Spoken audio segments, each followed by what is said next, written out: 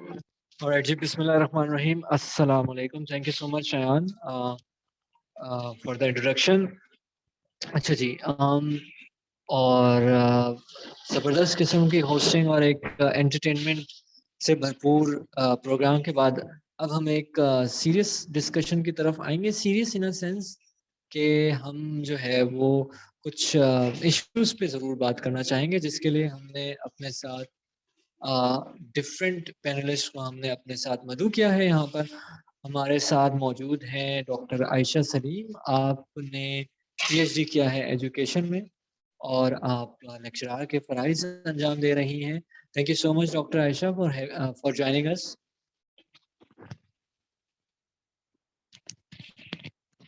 We have Asad Ali with us. Asad जो है वो एक एंटरप्रेन्योर भी हैं और नई सुबह में अपने मार्केटिंग के जो फ़राइज़ हैं वो अंजाम दे रहे हैं। और thank you Asad for joining us.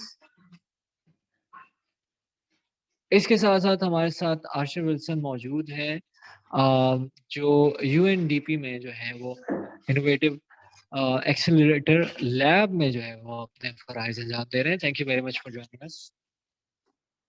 सवालात की जानिब बढ़ने से पहले आप लोगों को मेरी आवाज़ आ रही है? जी आ रही है।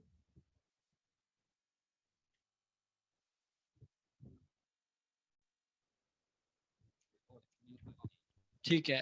तो सवालात का सिलसिला शुरू करते हैं। हमारे पैनलिस्ट हमारे साथ मौजूद हैं। आयशा, सबसे पहले तो बताइएगा व्हाइट केन डे के हवाले से। और व्हाइट केन डे बहुत अरसे से बनाया जाता है। आपके नज़दीक व्हाइट केन डे पे ज़ाहिर है हम अवेयरनेस के हवाले से तो बहुत बातें करते हैं। कौन से ऐसे मौज़ूआत हैं, कौन से ऐसे इश्यूज़ हैं 2021 में जिस पे ज़्यादा आपके नज़दीक बात करनी चाहिए?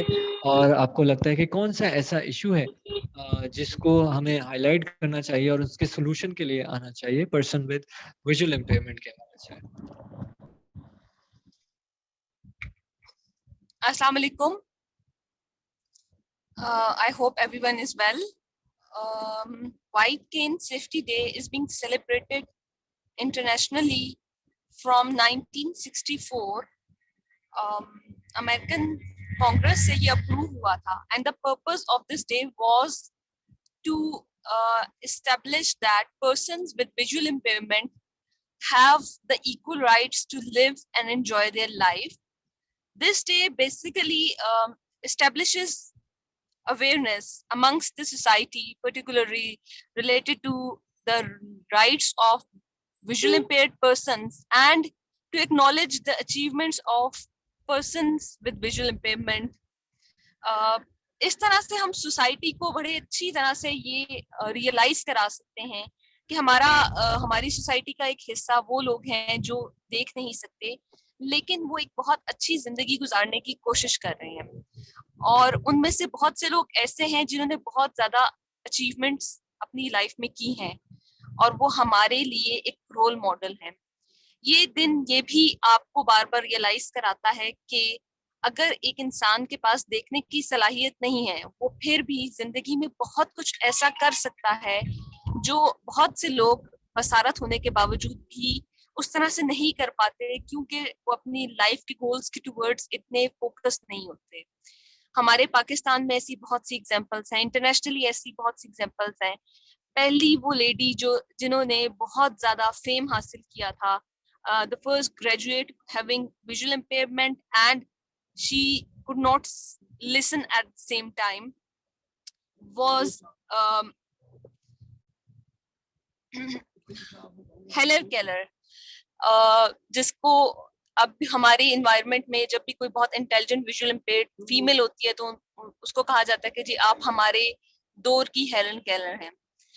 तो उसके बाद अगर हम अपने पाकिस्तान में आए तो we have a lot of examples who establishes the fact that persons with visual impairment can do a lot of things in their life. इस दिन को हमें लोकली इंटरनेशनली सेलिब्रेट भी करना चाहिए, and on the part of media हमें इस दिन के बारे में अवेयरनेस स्प्रेड करनी चाहिए, ताकि वो लोग जो विजुअल इम्पेयरमेंट के साथ हैं सोसाइटी उन्हें हेल्प करे, ना ये कि उन्हें डिमोटिवेट करे या उनके रास्तों में मुश्किलात को हायल करे। जी, थैंक यू सो मच। हम आशिर की तरफ भी बढ़ेंगे इसी सवाल के साथ। Ashir, thank you for joining us. Ashir, हम आयशा से बात कर रहे थे और हमारा पहला ये सवाल था, 2021 में हम बैठे हुए हैं इस वक्त, और आपके नज़दीक पर्सन विद विजुअल इम्पेयरमेंट का इस वक्त सबसे बड़ा इश्यू क्या है, जिस पे बात करनी चाहिए, जिसके सॉल्यूशन पे हमें गौर करने की ज़रूरत है? आप क्या समझते हैं?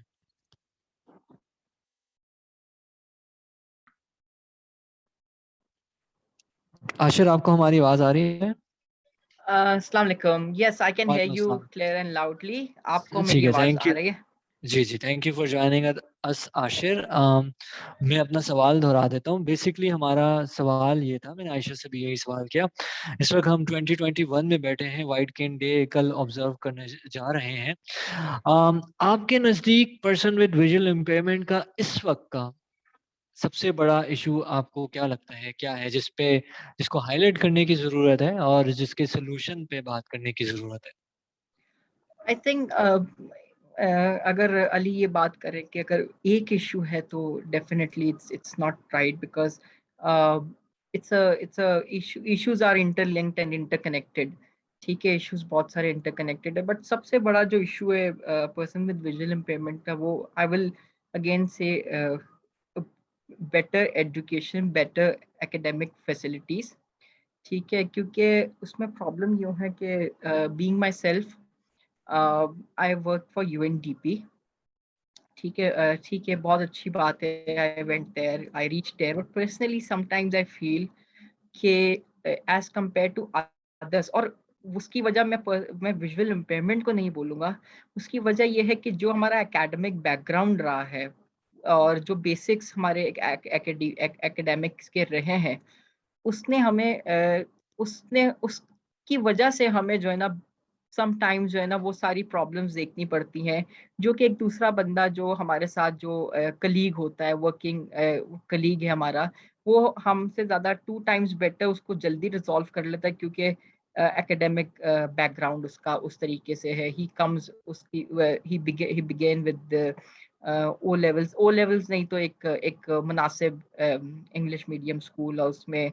और सिर्फ it's not about language or language is also fine. Language, you can learn language at any time, but language जो है वो उसके अलावा जो टेक्निकल स्किल्स होते हैं वो इम्प्रूव नहीं होते हम लोग के, तो जिसकी वजह से थोड़े प्रॉब्लम्स होते हैं। इसके बाद second problem, sorry I am taking your time, उसके बाद जो नेक्स्ट प्रॉब्लम हमारा ये है वो है रिप्रेजेंटेशन।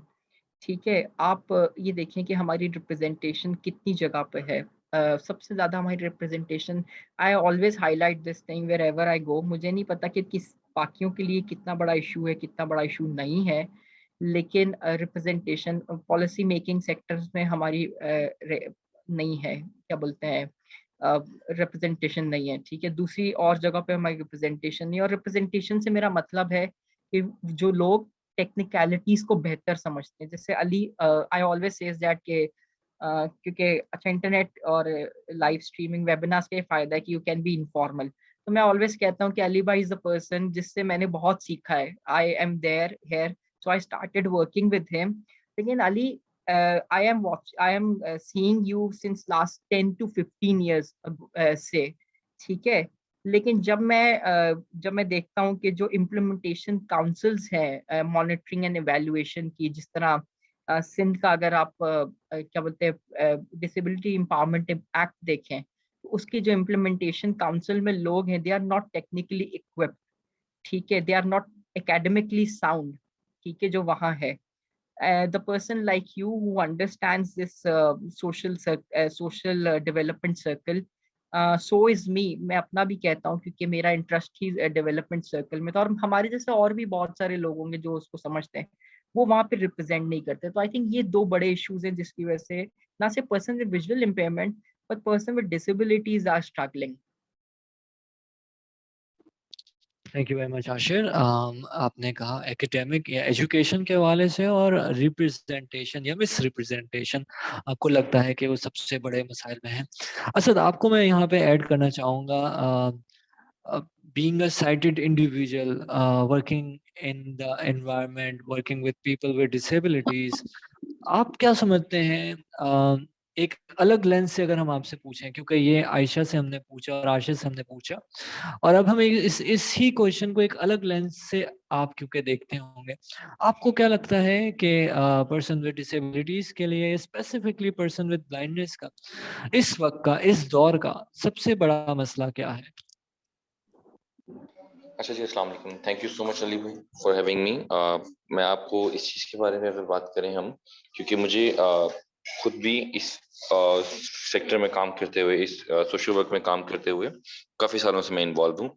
तो what I have observed is कि हम जो विजुअली इम्पेयर्ड पीपल के लिए बात करते हैं, हम इक्वल राइट्स की बात करते हैं और अपॉर्चुनिटीज की बात करते हैं। तो लोग यहाँ पे अवेयरनेस ना होने की वजह से, अगर मैं बात करूँ कोई भी बिजनेस इंडिविजुअल, कोई भी ऐसे शख्स जो लोगों को काम दे सकता है, एम्प्लॉयमेंट दे सकता है, तो वो रिस्क नहीं लेगा। वो क्योंकि अवेयर नहीं है इस चीज के बारे में कि हम, हमारे जो लोग हैं वो कितने केपेबल हैं फॉर डूइंग एनीथिंग, और उसमें वो किस तरीके से काम कर सकते हैं डेडिकेशन के साथ। तो इसी चीज को अगर मैं कंटिन्यू करूं, तो लेस अपॉर्चुनिटीज की वजह से हम हमारी जो रिप्रेजेंटेशन है, जैसे कि आशिर ने कहा कि हम बहुत सारी जगहों पे जहाँ पे डिसीजन मेकिंग की बात की जाती है, वहां पे विजुअल इम्पेयरमेंट की कोई भी रिप्रेजेंटेशन नहीं है कि हम कहें कि हम फैसलों में शामिल हैं, और ना ही कहीं भी कोई भी चीज बनाते हुए, कोई भी काम करते हुए एक्सेसिबिलिटी के पॉइंट से कोई भी चीज सोची जाए।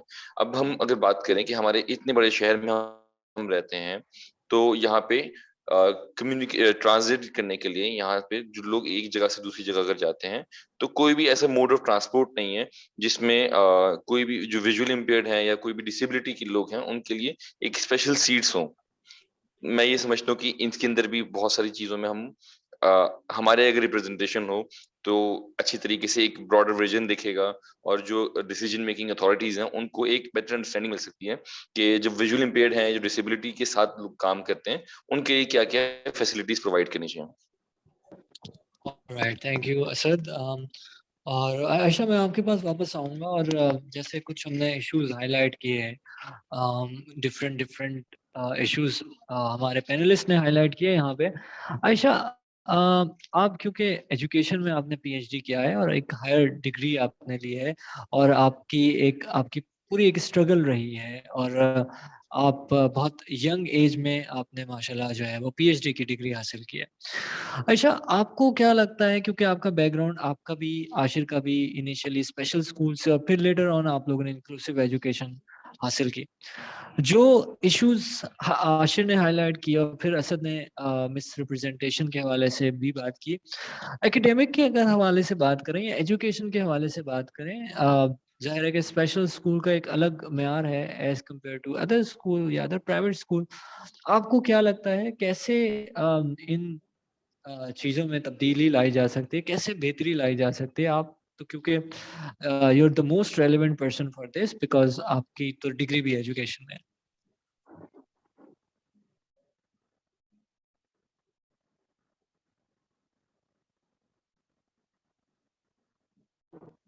अच्छा, आवाज़ आ रही है आपको मेरी?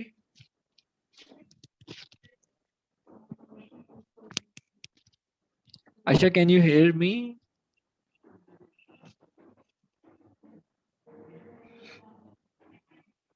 अच्छा, आवाज़ आई है आपको मेरी?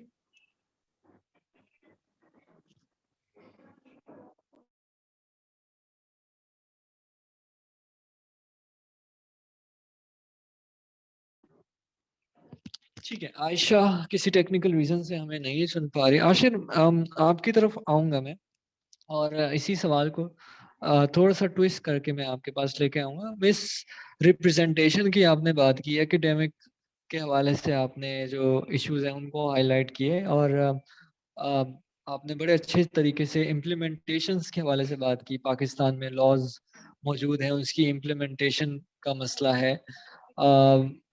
काफ़ी सारे इश्यूज हाईलाइट किए। अगर मैं आपसे पूछूं आशिर, एकेडमिक के हवाले से स्पेसिफिकली और मिस रिप्रेजेंटेशन के हवाले से, तो आपके नज़दीक इसका क्या सोल्यूशन? ओके, सो सबसे पहला सोल्यूशन जो किसी भी आजकल के दौर में, अली भाई, 21st we are living in 21st century, जहाँ पे everywhere you say now the most prominent and the most dominant thing is data. ठीक है, हमारे पास अनफॉर्चुनेटली बहुत ज्यादा डेटा डिस्क्रिपेंसी है, और ये डिसेबल सेक्टर में नहीं है, ये बहुत सारे और सेक्टर्स में हमारे, बट आप इसको प्राइम रीजन समझते हैं, मैं इसको प्राइम रीजन समझता हूँ डाटा की मिस रिप्रेजेंटेशन। ठीक है, क्योंकि किसी भी काम को करने के लिए, let's suppose it's, I will put it in a very simple example, कि आप घर में अगर घर में क्या मतलब, मैं आपकी बात करूं, you run your own business, ठीक है, और वो फूड बिजनेस है, ठीक है, जिसमें से समटाइम्स मुझे भी टेस्ट करने को मिलेगा।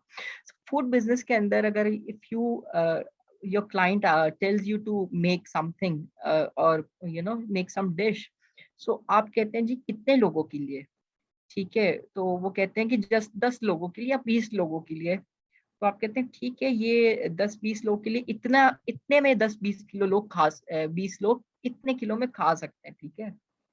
तो लेकिन जब आपको पता ही नहीं है कि how many people you have, how many how many people who require your services, तो आप सर्विस कैसे प्रोवाइड करेंगे, आप कैसे उनके लिए सर्विस प्रोवाइडर बनेंगे, ठीक है। आपको पता ही नहीं, अभी जैसे last year I think this year ही हमारे प्राइम मिनिस्टर साहब ने एक ट्वीट किया कि वी वुड लाइक कि हम एक मॉडल प्रिपेयर करें जिसमें 2000 रुपीज हर डिसेबल को जो है ना पर मंथ दिए जाएं एज अ डिसेबिलिटी अलाउंस, या एज अ डिसेबिलिटी अलाउंस। अब आप ये देखें अली भाई, 2000 रुपए, ठीक है, अब उसमें कैलकुलेशन क्या है, 2000 रुपए की क्या क्या कैलकुलेशन निकाली कि उसमें 500 का राशन आ जाएगा, 1000 रुपए का जो ट्रांसपोर्टेशन एक्सपेंस है महीने का, मतलब क्या है, मतलब ये कोई भी किसी भी एंगल से आपको रिप्रेजेंटेशन समझ, मतलब इसकी कैलकुलेशन समझ नहीं आती, ठीक है।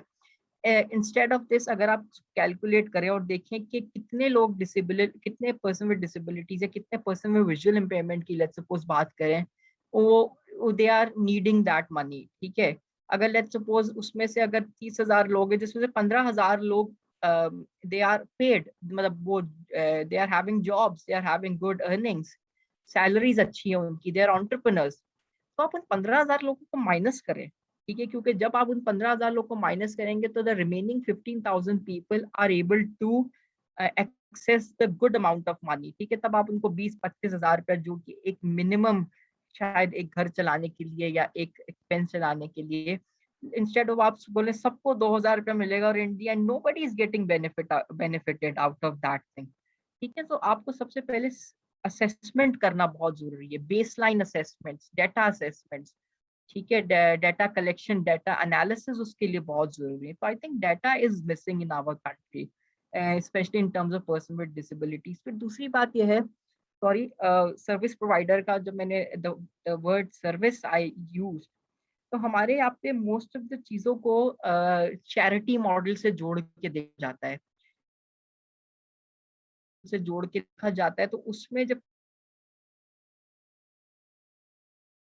अकॉर्डिंग टू माय ओपिनियन उसमें थोड़ी सी अकाउंटेबिलिटी कम हो जाती है, ठीक है। तो जब अकाउंटेबिलिटी उसमें देयर इज लेस अकाउंटेबिलिटी, तो उसमें समटाइम्स जो है ना बहुत सारे मिसहैप्स हो जाते हैं, ठीक है।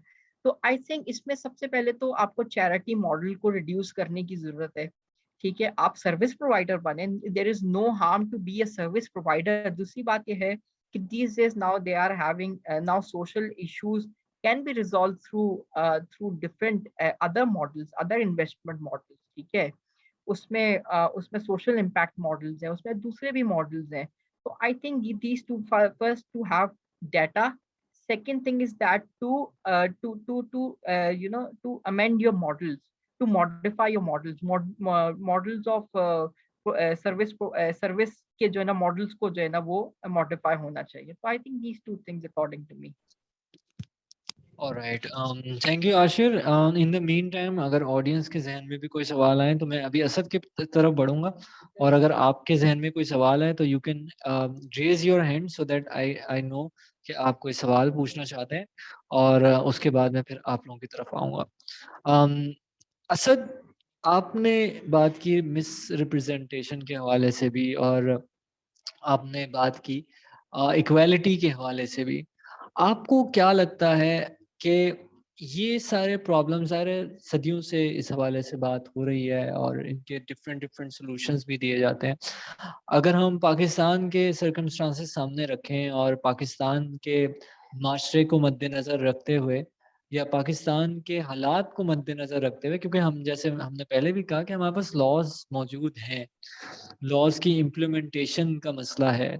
अभी जैसे आशिर ने कहा कि हमारे पास डेटा ही नहीं है और डेटा कैसे होगा कि जब हमारे पास सेंसस किया जाता है तो बिल्कुल लास्ट मोमेंट पे ये सवाल डाला जाता है कि डिसेबिलिटी जो है वो आपने पूछनी है या ना नहीं पूछनी। जो सर्वे करने वाले हैं उनकी कोई प्रॉपर ट्रेनिंग नहीं होती। अभी एक दफ़ा फिर से सेंसस होने जा रहा है और आपको क्या लगता है इन सारे मसाइल का आपके नज़दीक क्या सॉल्यूशन है पाकिस्तान में? ओके, इसमें मैं ये समझता हूँ कि इस इन सारी बातों का अगर कोई सॉल्यूशन होगा तो दैट इज इंक्लूजन, कि हम अपने जो डिसेबल्ड लोग हैं, people with disability, person with disability, इनको हम इंक्लूड करें अपनी पार्लियामेंट में। जैसे कि आजकल आप देखते हैं कि हर जगह जेंडर इक्वालिटी की बात की जाती है, वुमेन एम्पावरमेंट की बात की जाती है। तो why don't we have gazetted seats for people with disability, और वो आके बात करें, अपने राइट्स के बारे में बात करें और अपने लोगों के बारे में रिप्रेजेंट करें अपने लोगों को। क्योंकि एक शख्स जो खुद इस चीज को फेस कर रहा है वो बेहतर तौर पे बता सकता है, रादर देन कोई थर्ड पर्सन या कोई ऐसा पर्सन जिसकी हम सिर्फ सुन सकें। तो इसका सॉल्यूशन मेरे नजदीक ये है कि हम इंक्लूजन की तरफ जाएं।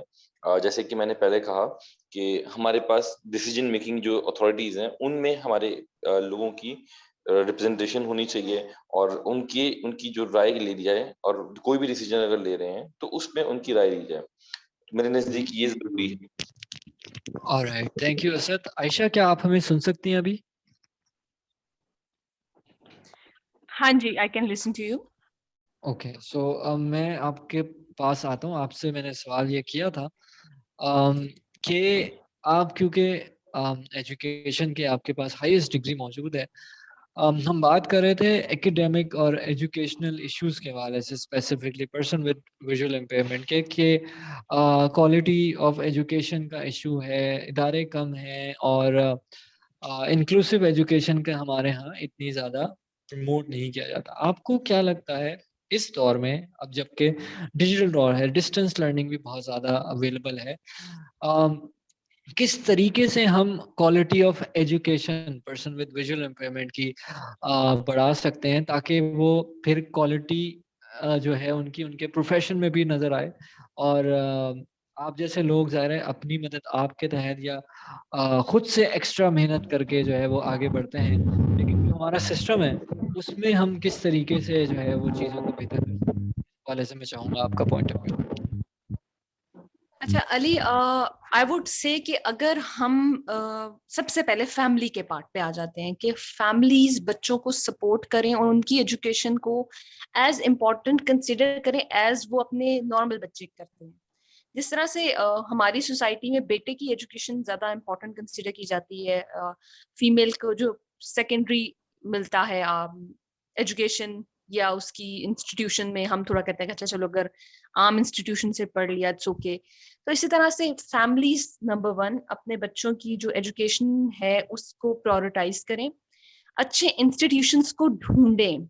ठीक है, यहाँ पर बात हो रही है कि जी फैसिलिटीज नहीं है, आई एक्सेप्ट इट कि फैसिलिटीज नहीं है, लेकिन हमारे पेरेंट्स के पार्ट पे प्रायोरिटी नहीं होती।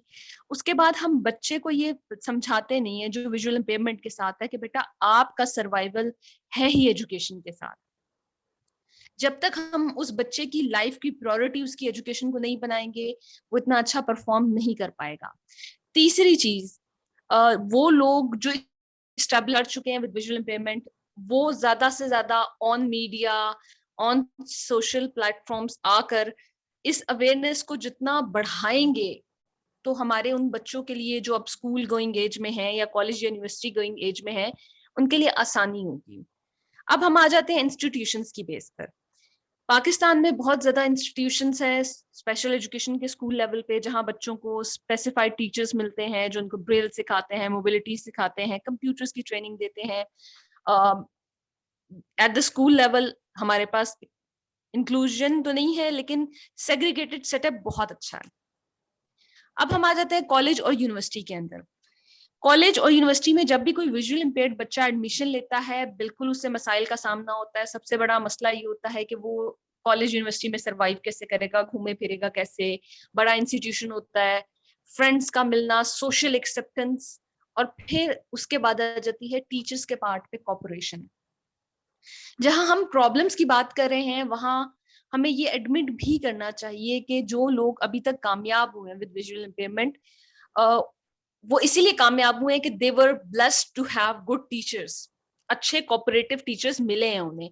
एक आधा अगर कोई कह दें कि अच्छा टीचर नहीं था, कोऑपरेटिव नहीं था, लेकिन मेजोरिटी टीचर्स अकोमोडेटिंग हैं, वो विजुअल इम्पेयर्ड बच्चे की नीड्स को समझते हैं। लेकिन एक और चीज अब यहाँ पर हमारी प्रॉब्लम है, मैं हमेशा सोसाइटी को ब्लेम नहीं करती होती, मैं सबसे पहले अपने आप को ब्लेम करना चाहिए, ताकि हम सोसाइटी से एक्सपेक्टेशंस अपनी रख सकें या सोसाइटी के सामने अपने आप को प्रेजेंट कर सकें। हमारे अक्सर विजुअल इम्पेयर्ड बच्चे, मैंने नोट किया, मेरी अपनी यूनिवर्सिटी में इस टाइम 8-10 विजुअल इम्पेयर्ड बच्चे पढ़ रहे हैं, होता क्या है कि वो अपना उतना पोटेंशियल, उतना एफर्ट पुट इन नहीं करते कि जी हम विजुअल इम्पेयर्ड हैं तो will have some sympathies.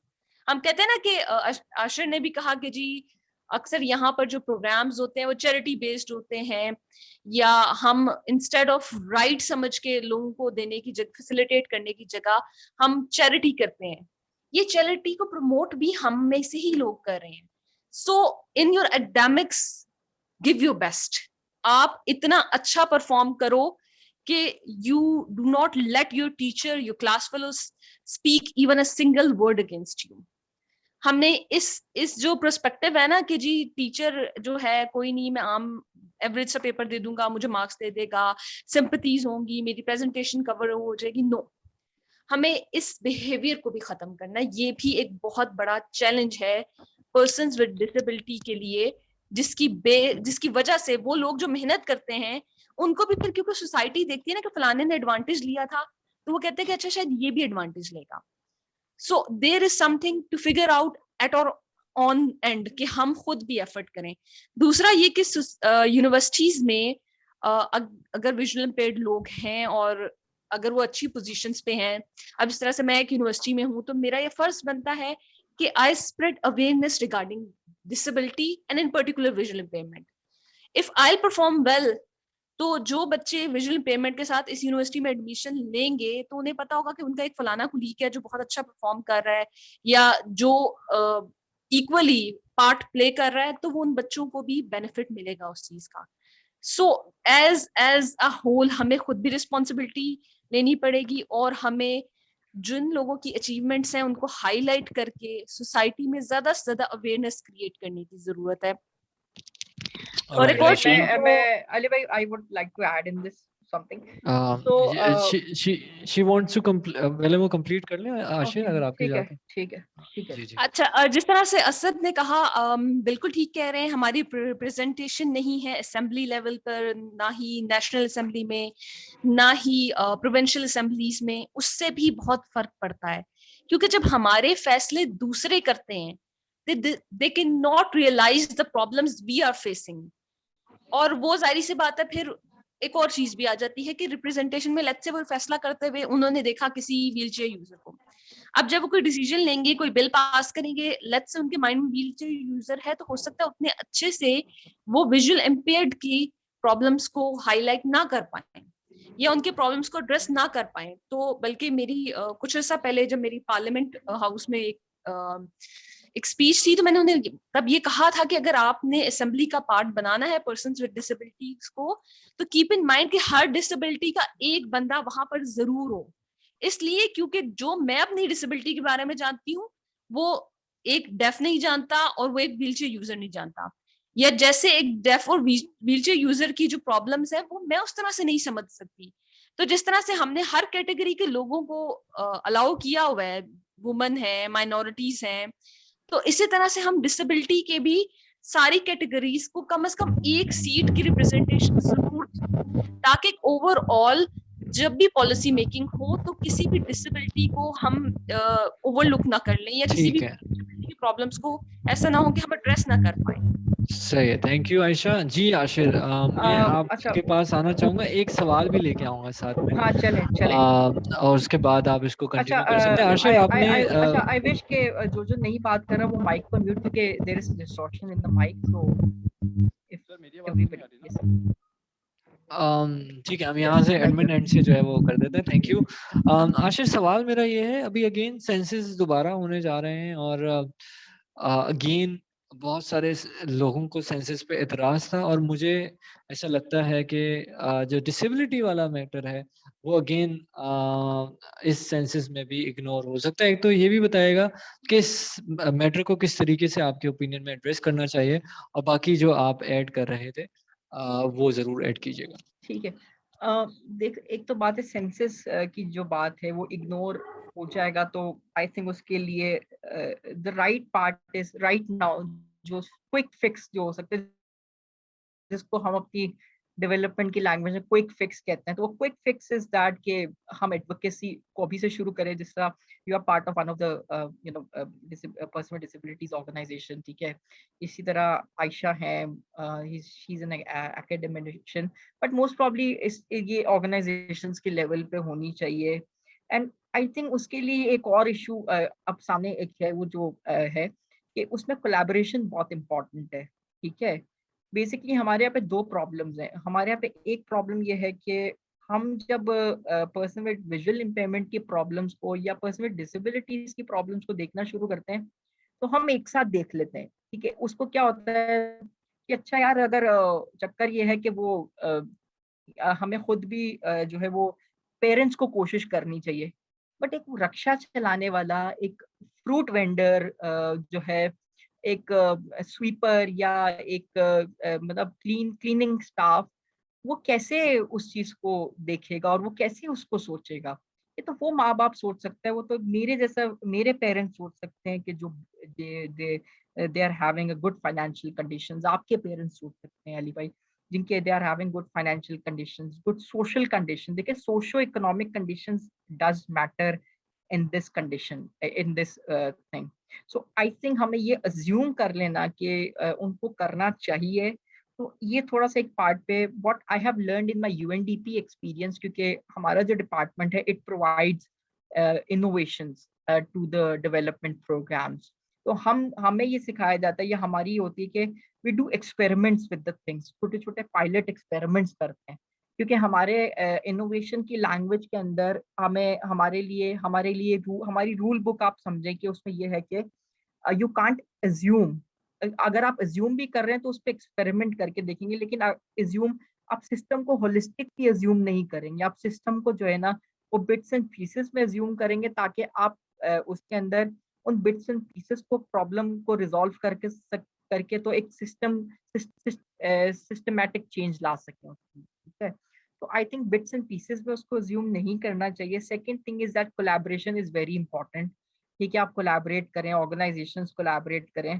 Third thing is that कि पॉलिसी मेकिंग सेक्टर के अंदर I believe rather having every disability on board, क्योंकि फिर उसमें पर्सन विद डिसेबिलिटीज की एक अलग पार्लियामेंट बनानी पड़ेगी, क्योंकि हमारे यहाँ पे तो ये भी अभी लोगों को सही अवेयरनेस नहीं है कि कितने there are how many forms of disabilities are there, ठीक है। हम गिनती की 5 या 10 डिसेबिलिटीज को कंसिडर करते हैं, ठीक है, जो कि मोटी मोटी और जिसके बारे में बात की जा रही है, but there are other disabilities.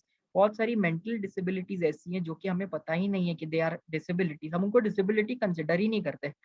तो मुझे लगता है कि इस पे थोड़ी देखने की जरूरत है कि जब आप पर्सन ऐसा मैकेनिज्म होना चाहिए, जब पर्सन विद डिसेबिलिटी को इंक्लूड करें तो उस पर्सन विद डिसेबिलिटी को इंक्लूड करें जो कि टेक्निकल नॉलेज रखता हो towards the development, human development aspect of person with disabilities. So I think ये 2-3 चीजें हैं जिस पे हमें ये सोचना चाहिए। Alright, thank you ji.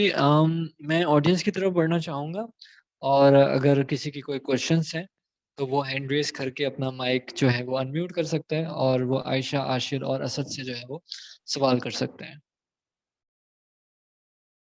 Alright, so in the mean time मैं इसको हम इस सेशन को हमें वाइंड अप की तरफ लेके जाना है।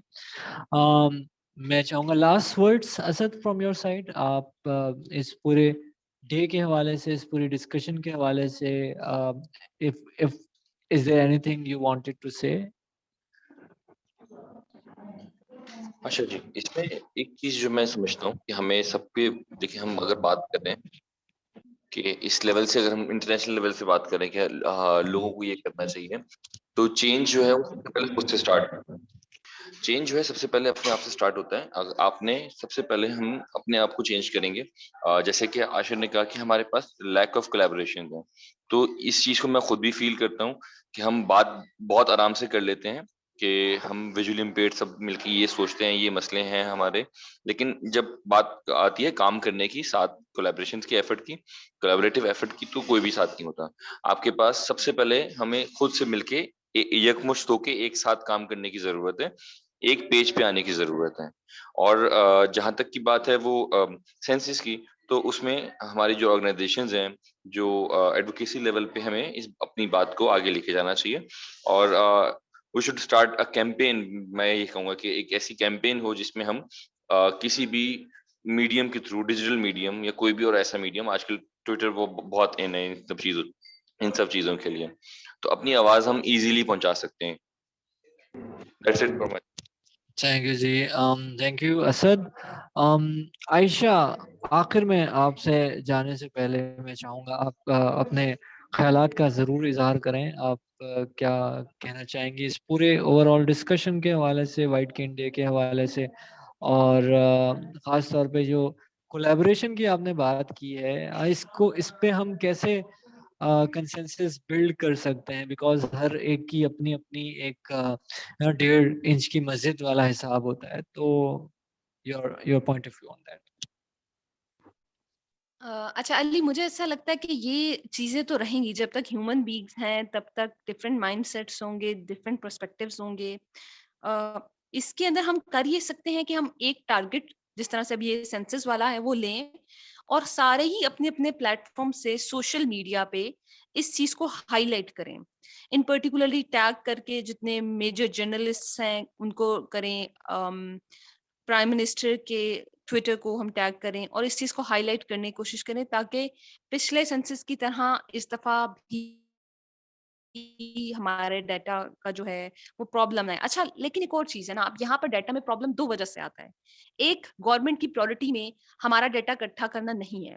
दूसरा, पेरेंट्स नहीं बताते। अब वहां पे कोई क्या करेगा? मैं लेट्स से हम मूवमेंट चलाते हैं और हम ये ट्राई करते हैं कि जी इस दफा बड़ी विजिलेंटली हम अपने जो फॉर्म है उसके टॉप पे ये एक कॉलम रखेंगे कि जी अगर आपका कोई बच्चा डिसेबल है तो आप उसको मेंशन करें। अगर पेरेंट्स नहीं मेंशन करते तो आप क्या कर सकते हैं? सो एट द सेम टाइम हमें ये चीज एक तो गवर्नमेंटल लेवल पे करनी पड़ेगी, प्लस हमें अपने लोकल लेवल पर का यूज आज हर बंदा कर रहा है, तो हम सोशल मीडिया को यूज करते हुए, आम बंदे को एड्रेस करते हुए ये चीज हाईलाइट करें कि हमें बताने की जरूरत है कि हमारे सोसाइटी में, हमारे इर्द गिर्द, हमारी फैमिली में कितने ऐसे ह्यूमन बींग्स हैं जिनके साथ कोई ना कोई इम्पेयरमेंट है। क्योंकि ये हमारे लिए ही अच्छा है, ये कल को हमारे लिए ही पॉलिसी मेकिंग में हमें हेल्प आउट करेगा कि जी हमारा लेट्स से इतना जो पॉपुलेशन है वो विद एनी इम्पेयरमेंट है। Because I right. रिमेम्बर जब लास्ट टाइम सेंसस हुए थे तो फॉर्म फिल करने के लिए हमारे घर भी जब आए तो मेरे फादर इन लॉ ने हम तीनों का मेंशन किया, तो जो वहां पर स्कूल टीचर थी वो कहती है कि मैं अभी तक, मुझे 10 दिन हो गए हैं डाटा कलेक्ट करते हुए, आप पहली फैमिली है जो अपने फैमिली मेंबर्स का बड़ी जिसे क्या कहते हैं ना, आराम तसल्ली से खुद बता रहे हैं कि ये बच्चे हैं, ये इम्पेयरमेंट है, ये प्रोफेशन है। तो लोग ये चीजें नहीं बताते, जबकि हम सेंस कर रहे होते हैं कि उस घर में कुछ ऐसा है या कोई इम्पेयर्ड है, लेकिन दे आर हाइडिंग इट। तो हमें दोनों लेवल्स पे इसको एड्रेस करने की जरूरत है। And at the end I would say कि international white cane safety day is a day to recognize that visual impaired can do a lot of things in their life if they want to and if society facilitate them. Thank you so much. Alright जी, thank you so much. Asad कुछ add करना चाह रहे हैं? असद, आपका क्योंकि digital marketing से ताल्लुक भी रहा है, तो आप इसमें कुछ ऐड करना चाह रहे हैं? जी, इसमें मैं ये समझता हूँ कि जैसे कि डॉक्टर साहिबा ने कहा कि हमें पेरेंट्स ही नहीं बताते, तो इस पे मेरे पास इसका एक सॉल्यूशन ये है कि हमें सबसे पहले जो पेरेंट्स हैं, जो कि उनके साथ डील कर रहे हैं, गार्डियंस हैं, जो विजुअली इम्पेयर्ड पीपल के साथ डील कर रहे हैं, उनको काउंसल करने की ज़रूरत है। उनको गाइड करने की ज़रूरत है कि visual impairment can do much much things जो आप नहीं कर सकते। अब इसका ऑप्शन क्या है? सबसे easily we can create awareness, ठीक है? अवेयरनेस कैसे क्रिएट करें? अवेयरनेस जो है हमारी सक्सेस स्टोरीज, जैसे कि डॉक्टर साहिबा हैं, आशिर हैं हमारे पास, और many many names are there. हम उनको लोगों तक पहुंचाएं कि ये भी हैं और ये अगर कर सकते हैं तो आपका बच्चा भी कर सकता है। सबसे पहले मैं आपको यहाँ पे अगर एड्रेस करूं कि अगर जो हमारे पास जो साइटेड ऑडियंस है, उनके पास सबसे ज्यादा मसला यही है अवेयरनेस का। वो ये समझते हैं कि जो एक ब्लाइंड बच्चा है वो सिर्फ और सिर्फ हाफिज़ कुरान बन सकता है, और ये ऐसा नहीं है। मैं क्योंकि इस कम्युनिटी के साथ मैं बहुत टाइम से काम कर रहा हूँ, मैं समझता हूँ कि बहुत सारी चीज़ें हम कर सकते हैं और बहुत कुछ बहुत लोगों से ज़्यादा अच्छा कर सकते हैं। तो यहाँ पे हमें अवेयरनेस और काउंसलिंग की ज़रूरत है उन लोगों की जो डील कर रहे हैं, जो फर्स्ट हैंड डील कर रहे हैं। Alright, thank you Asad. Ashir, आपके पास आना चाहूँगा इसी लास्ट क्वेश्चन को लेके कि एक तो आप अपना इस पूरी डिस्कशन को कंक्लूड कर सकते हैं, और जो मैं बात कर रहा था कंसेंसस बिल्ड करने के लिए कोलैबोरेशन पे, तो मिनिमम अग्रीमेंट, मिनिमम कंसेंसस आपको क्या लगता है कि क्या सेंसस वाली बात पे किया जा सकता है ऑर्गेनाइजेशंस के साथ?